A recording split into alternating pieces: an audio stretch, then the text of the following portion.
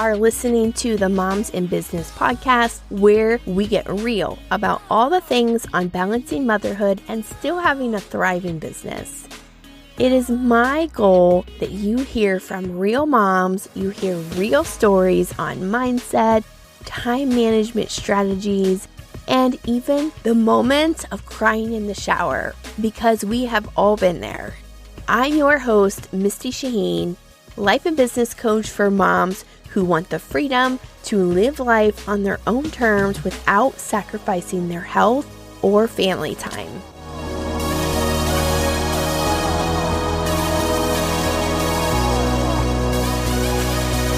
Okay, thank you so much for listening in today. Today, I am so excited about our guest today. We have Roxanne. Welcome, Roxanne. Thanks so much for having me, Misty. I'm super excited to be here. Yeah, I'm so excited to have you on. So, can you tell us a little bit about what it is you do in your business? Yeah, I would love to. So I am one of those whose business has shifted over the many years that I've been an entrepreneur. So right now I build websites. That's where I got started about 15 years ago, but I don't do that quite as much. I actually now run a business called Mont Marina, which is a space for baby entrepreneurs to be mentored by mama entrepreneurs. It's a space for women identifying people who are ready to start a business. They've got this idea brewing and they just can't ignore it anymore, but they don't really know where to get started. Not quite ready to hire a coach yet, but they need mentors to guide them along their way. So it's a membership community where we have great conversations. There's amazing mentors that we've got. And that's kind of where my time is focused these days. But like I said, it started, years ago. I've been building websites and doing digital marketing for 15 plus years now. Wow. I love that idea of, having that mentorship, because when you are getting started in business, you do need help. Yeah. Oh, yeah. But, sometimes if the cash flow is not there, hiring a one-on-one coach, may not be, be ready for that stage. Right. You might not be mentally ready, financially ready, even just in your business, not ready for it. And so it's a lot easier when you can say, I just have some questions. It's kind of the solution to, can I pick your brain? But everybody's already there ready to have their brains picked. Wow. Love that. So how did you first start in business? When did you get started? And did you always work from home? This is a great question. I love this so much. So, no, I've not always worked from home. To answer, that one's a little easier to answer. So I was raised by an entrepreneur. My dad owns a recording studio. And so I grew up watching him run his own business. And I always wanted that. I thought that's for me. And I would watch marketers come in and kind of be a little sleazy, and I didn't love it. And I thought, I'm going to study marketing and see if this is like this sleaziness is taught in school, or if it's just something else. And I fell in love with marketing real quick. I love small business marketing. I love, that's my heart is with small businesses. So I, as far as when did I start my business? I don't really know how to answer that question. I know some people are like, this is the date that I started. I am not that clean cut. I rebranded my brother when I was 11. And that's kind of where the graphic design and the branding side of my life started. I started just doing things. I was a dabbler. I still am, I would dabble in things and try things out, and then people would hire me to do it. And it was really fun. So I worked, right out of high school, I got a job at a restaurant, and then I worked in a court. I was a court clerk for a while. And then I worked for a chiropractic office. And while I was doing all these things, working for all these different, little businesses or whatever. I guess the court wasn't a really little business, but I was still doing design work for my boss. Even in the court, I wound up, designing the whole newsletter for all of the judges in the state that I lived in, for a couple of years. And just little things that it was always these little side things that it was hey, I have this skill set. Let me help in addition to the work that I'm already doing. And so I started designing websites again, kind of dabbled in it. And I was like, this is really fun. I really like this. And so I designed websites for family and for friends and different things like that. And when I was getting my master's degree, one of my professors found out that I designed websites and stopped the whole class and was like, you build websites? And I said, yeah, and she said, what do you build in? And I said, well, I build in WordPress. And she said, I desperately need a WordPress developer. We're going to talk after class. So I wound up doing some freelance work for her and actually bought out her business a couple of years later. And it just kind of grew from there, which is really, it's been fun, but it's a really meandery type of journey rather than like, I didn't have like the 9 to 5 where I was like, I'm going to start my own business and I'm going to quit my job this day. And it was never that clean for me. It's always been kind of messy. I love that because, entrepreneurship usually isn't clean. It's so messy. It is messy. I say entrepreneurship is like the most personal growth journey I've ever been on. Right. Because all this stuff comes up and it's just stuff that you have to work through. And it's stuff that you typically don't face when you're, working for someone else and you're just doing what they want you to do. Yeah. But you have to face your fears and you have to put yourself out there and all this, a lot of stuff comes up that probably didn't think that you're going to have to face. Oh, yes. I joke all the time that having a business is like having a child, right? You're a really good business owner until you actually own a business, right? You're a really good parent. Like you're the best parent until you actually have your own children and it's messy and then you don't know what you're doing. Business is exactly the same way. Right. And there's always, just like parenting, there's always someone who is not a parent and they will give you the best parenting advice. Everything. Yes. Yeah. And business is the same way. I'm sure like all of our family and friends, they know exactly what we should be doing, but it's only because they're not like in the thick of it. Right. Right. And there's people who will tell you, even people who are business owners who will tell you, this is what you need to do. This is exactly how to do it. And it's like, yeah, that worked for you, but that doesn't work for me. And so we got to play the game a little different here. Yeah. So I forgot to ask, what is your zodiac sign? Oh, I'm a Virgo. Oh, I love that. I knew it. Straight up, right? I knew you were either a Virgo or a Libra because most of the people that I have coached with or done readings for, graphic designer usually falls into Libra because they like everything pretty. Virgos, like they're very detail oriented and they're very much a behind the scenes person. They love to they're very organized, they're detail oriented, and they're very good at giving people orders or figuring out this needs to go here or this needs to go there. And just, they're very systematic in how they think. And just describe me to a T, the type A personality, the very, the color, I don't remember the old school color stuff, red all the way, right? Yes. Yeah. Yeah. I'm a Virgo through and through. Yeah. Wow. I love that.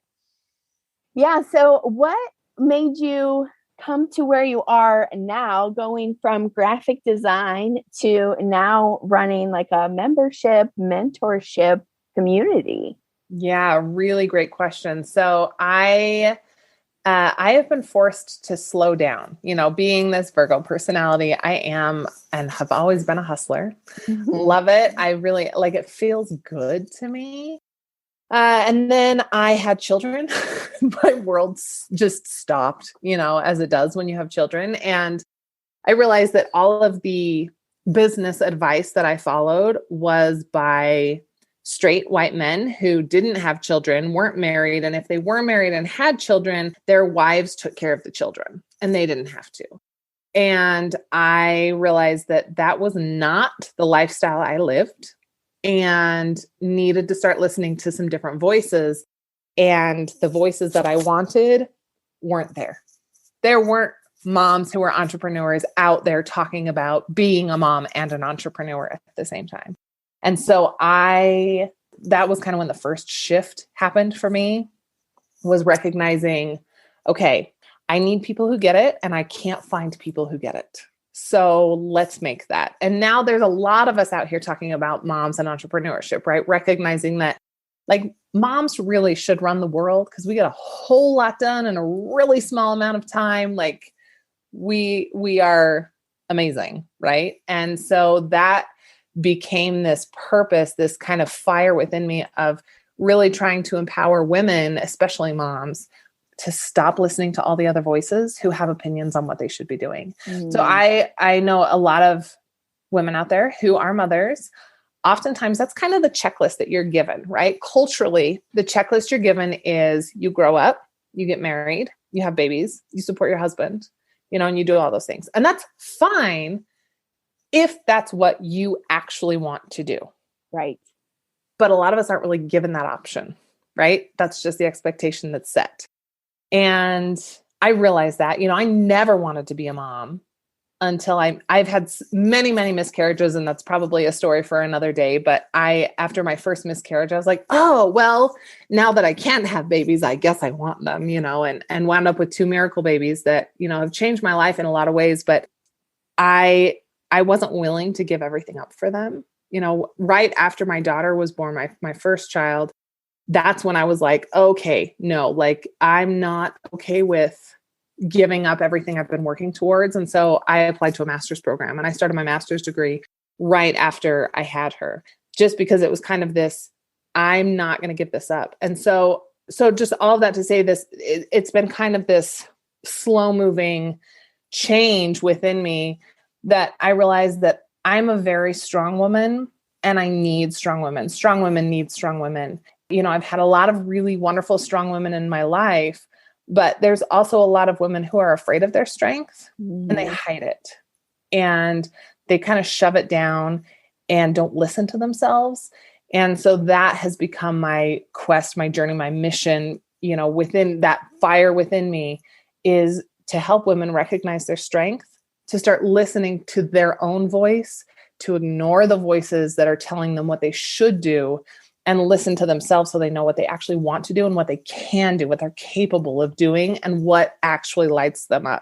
So it's been kind of this long journey to get here, but ultimately it's the journey that I've been on, right? It's that journey of saying, hold on, I've checked off all the boxes and I'm not happy with where those boxes have taken me.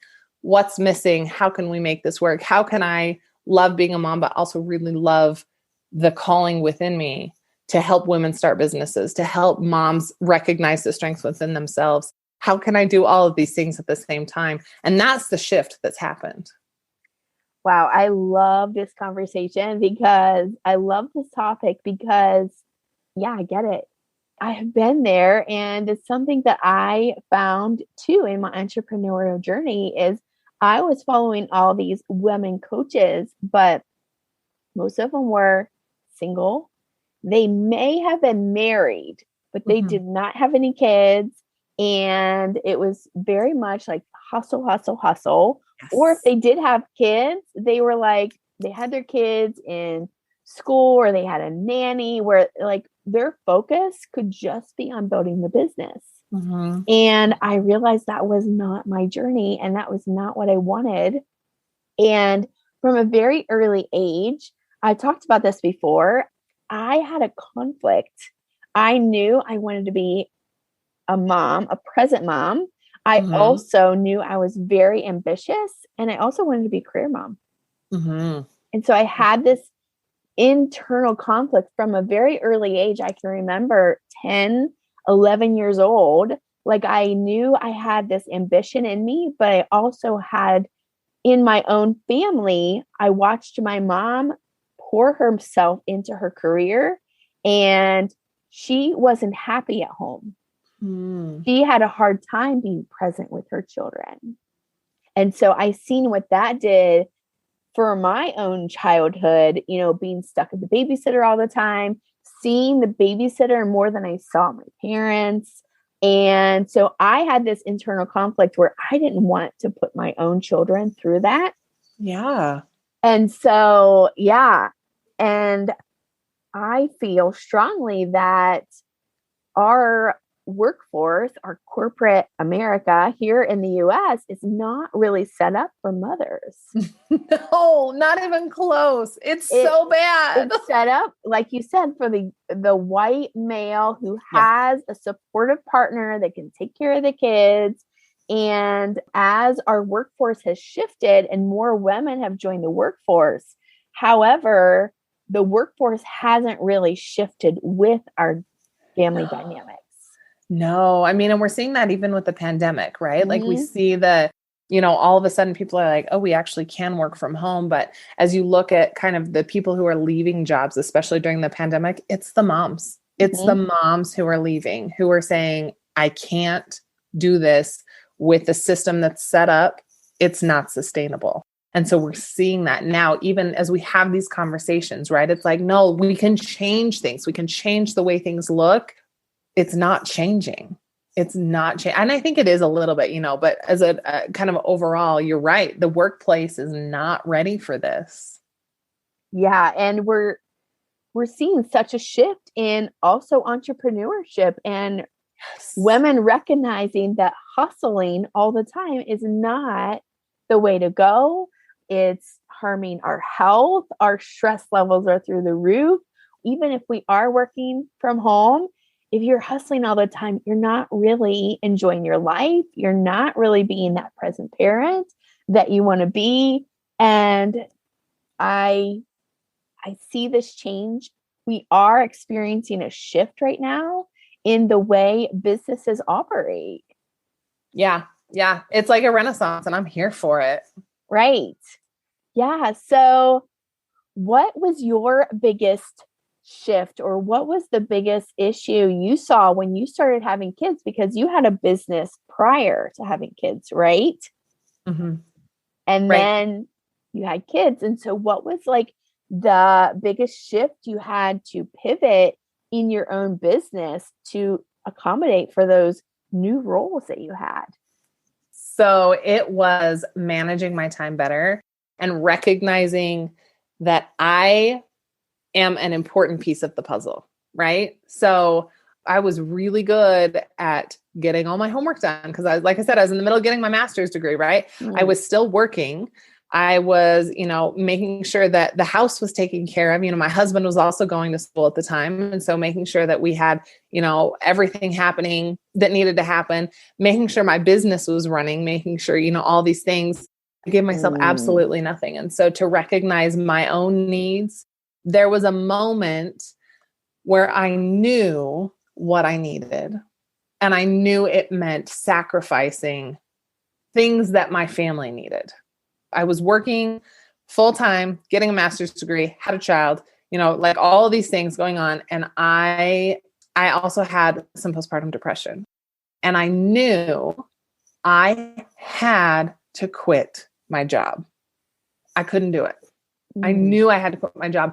And I remember my husband he would come over for lunch, because I worked really close to his school at the time. And I was able to take my daughter to work, which was really great. But circumstances changed, and it wasn't ideal. And so I remember sitting in our car in the parking lot at my work. We're eating lunch, we're these broke college students with a brand new baby trying to figure out what to do, and I just broke. I'm not a crier, but I broke down in tears and I looked at my husband and I said, I have to quit my job. I have to quit. If I'm going to stay sane through all of this, I can't keep doing this. It's not healthy for me. Mm. And my husband is wonderful. He's a mental health guy anyway, right? And he was like, done, do it. Like, we will make it work. We'll figure it out. And we haven't looked back. I haven't gone back to work for anybody else since that moment. But that moment was a really big shift where I was like, oh, okay. So on paper, I have to work, but mentally, my mental health will not survive all of this. And this is the thing that's got to go. And that was the moment I think that I realized what I need is just as important as what my daughter needs, what my husband needs, what our family needs, what my Yes. business needs, what all of these things, my needs are up there, just like everybody else's. And that shift changed everything for me. Wow. Yeah. And do you notice a difference in your business, like productivity wise, whenever your self care is up versus when it's down? Oh, 100%. I work so much better. I'm so much quicker at my work, like efficiency wise. When I'm taking care of myself, I get more work, better work done faster than when I'm not taking care of myself. When I'm when I haven't been outside in 3 days because we're in the middle of a pandemic and it's the middle of winter and I work from home, I take care of my kids at home, we do all of these things from home. Yeah. When I haven't been outside in 3 days, I can sit there and I can stare at my computer and read an email 4 times and have no idea what I read.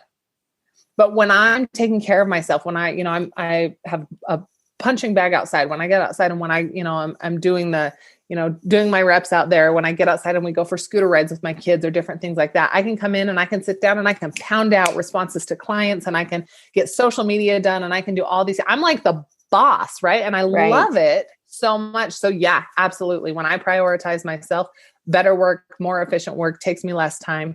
My clients get a better version of me. My kids get a better version of me. My husband gets a better version of me. And I do too. I get a better version of myself. Yeah.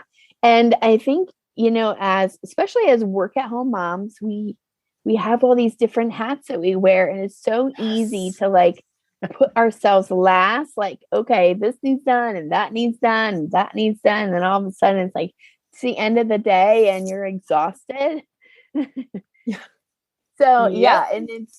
But putting ourselves first and recognizing our own needs, I always notice I get my best ideas when I have closed the computer and I'm on a walk or I'm taking a bath or something, like I'm just like relaxed. Yeah. Oh yeah. All day. Yeah. Oh, so tell us a little bit about this mentorship that you have created. Yes. I'd love to hear more about this.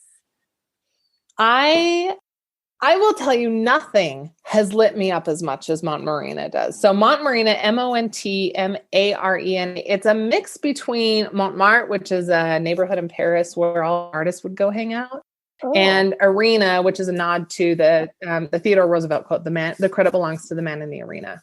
So it is for me the solution of needing help as you start your business, needing a community of strong women who get it, but not being prepared and not being required to pay to play, right? So often we see like, buy my course, do my thing. I'm going to tell you everything that needs to be done. And you pay, you shell out the thousands of dollars and you get to the end of it and you're like, okay, that was fine. I learned a lot, but I still don't know like what to do for me. Like, how do I personalize this for me? And the other part that I really, is in this whole business online community is we see a lot of, I call it like the religion of a certain entrepreneur, right? So like you find an entrepreneur who you identify with, like their personality feels really good to you and you follow them like a religion, right? Mm. Everything they say, you do. And that's fine. That might have worked for them. But like you were saying, right? Like you follow a lot of these women coaches, but they don't have kids, right? So what happens when they tell you to work, and your kid needs a dentist appointment, or you get a call from your daughter's school that she's thrown up and she needs to come home? Like, what then? Yeah. And so it becomes this all or nothing sort of thinking. And so I thought, okay, what if instead we had this idea of Montmartre, right? Where all the professional, like the famous painters would go, and this is where they lived. And if you were an aspiring artist, you would go to just rub shoulders with these people, right? You would go just to be there, just to paint in their midst. And I thought, what if we did that for business? What if we had a space where women could go, they could participate? We have it set up so it's really strict, right? We vet every single person that comes through. You have to meet certain requirements before you can come in. What happens if you have a community where you can ask, a copywriting expert, hey, I have this landing page and I'm really struggling with this piece right here. Or you can ask a web design expert, right? You can say, okay, I'm really struggling with how to set up this page. Can you help me? Or what if you have a social media question, right? And you have a social media expert that you can go to, but they're all in the same place. What kind of growth could you experience then? So in Montmarina, we say that the currency is curiosity, right? Your currency is curiosity because we want you to ask a lot of questions, but we also want you to trust yourself. We're not going to tell you what you should do. We're going to say, okay, have you thought about it this way? Have you looked at it this way? You're going to get a lot of coaching without having to pay this premium price for coaching when you're not ready for it. And so it becomes that space of growth. I thrive in those situations. I love, love, love. I mean, I can't even tell you, for years, I have people that will message me and say, hey, we just talk about this? Or can I just pick your brain? Or can we just do this thing? And so this is a safe space to do that, where you feel comfortable asking questions, right? Because so often you want to ask questions, but you don't want to take advantage of somebody, right?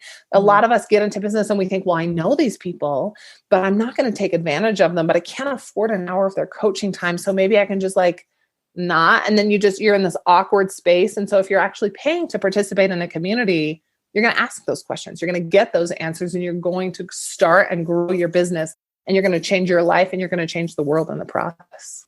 Wow. I love that. I mean, so you have all these different experts where no matter what your problem is, and then it's like a membership community. So you pay a monthly membership. Exactly. And then you have access to whatever kind of expert you need. Mm-hmm. Yep, exactly. Yeah, and so this month I might need a copywriter expertise, but next month I might be working on my website, and I can get something from a graphic designer. Yep, exactly. Where you can say, hey, this is kind of what I'm thinking about your feedback, or this is what I'm trying to brand as, anything you have, as you're working, because these questions always come up, and you don't necessarily need an hour of somebody's time, right? You just have a couple quick questions. It's like, can you just help me get over this little bump here? That's what this is about. That's what this whole community is about. Yeah, I love that. So tell us how someone can get connected with you. Where's the best place to find you? And if you have any resources for these baby entrepreneurs who are thinking they want to start a thing, but they're just not real sure yet. So my name's Roxanne Merkett, RoxanneMerket. It's like market, but with an E. And I'm everywhere as Roxanne Merkett. I'm on Facebook, Instagram, Twitter, and my website is roxannemerkett.com. Everything is connected there. You can find me. I have a podcast as well. It's called Reimagining Hustle. You can listen to the podcast as well. But Montmarina, which is probably, if you're listening and that's kind of the thing that's sparking your interest, you can either go to montmarina.com, or you can get there from roxannemerkett.com as well. There's an easy button that connects the two. Then if you are struggling, if you have one of these little one-liner, hey, I just need a little bit of feedback on social media, or on my branding, or on my website, or on a particular page, or on an email series or something like that. If you go to montmarina.com, there's actually a space where you can just add all those things. You add your name, your email, what your question is, the link to get there, and we answer them for free, right? So that's just a quick free, get a little bit of feedback right away and just kind of get a feel for what that's actually like. All right. Love that. So I'm so excited. I'm so happy that we were able to have you on. I know there's going to be a lot of women who are going to get major value out of this.